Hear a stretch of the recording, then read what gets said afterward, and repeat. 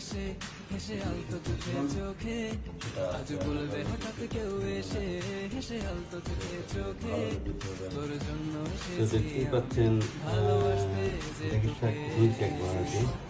এখন আর একবার দেবো, কয়েকবার দিতে হবে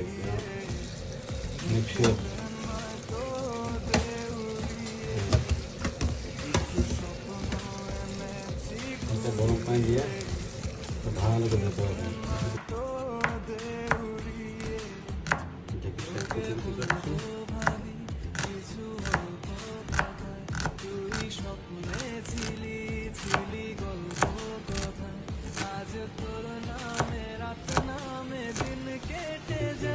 আপনার শাক কাটার পরে বসতে হয়েছে আর কি।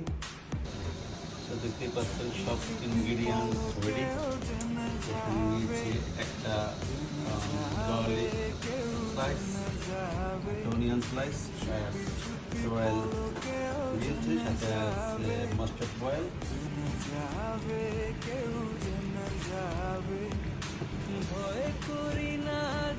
তো দেখতে পাচ্ছেন এখন তেলটা গরম হয়ে গেছে। তো এই গার্লিকটা কিন্তু পুরো ব্রাউন কালার করতে হবে, ফ্রাই করতে হবে, আবার বেশি ফ্রাই করা যাবে না, যেন হালকা ব্রাউন কালার হয়। একটু লবণ দিলাম, লবণটা পরে চেক করে নেবেন পরিমাণ মতো। দেখতেই পাচ্ছেন যে গার্লিক কিন্তু একদম হয়ে গেছে, বেশি ফ্রাই করা যাবে না। এখন আমি বাচ্চা দিয়ে দেবো, পেঁয়াজ দেবো, অনিয়ন দেবো।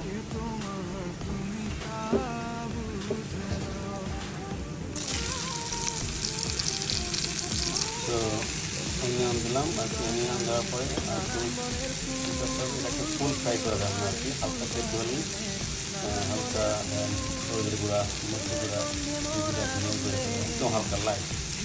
তো এখন এরপর দিয়ে দেবো হালকা একটু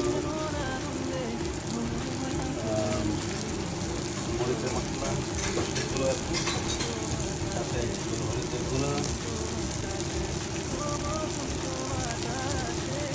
জিরের গুঁড়া,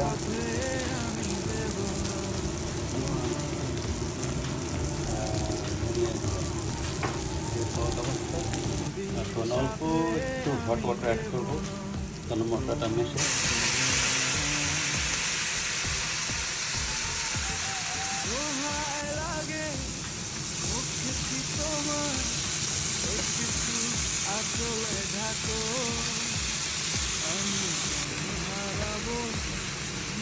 তো এটা এখন ভালো করে কুক করতে হবে, অ্যাটলিস্ট 15 মিনিট।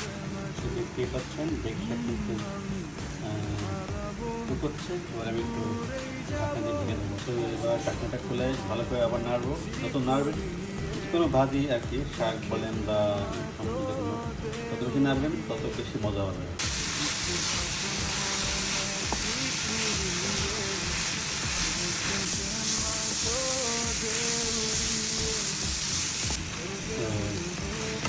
অনেকক্ষণ ধরেই কুক করতে আর কি।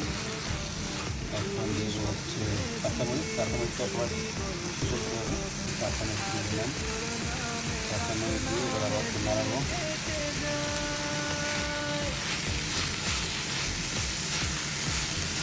তো দেখতেই পাচ্ছেন আমার মজাদার সেই ঢেঁড়ি শাক রান্না কমপ্লিট হয়ে গেছে। তো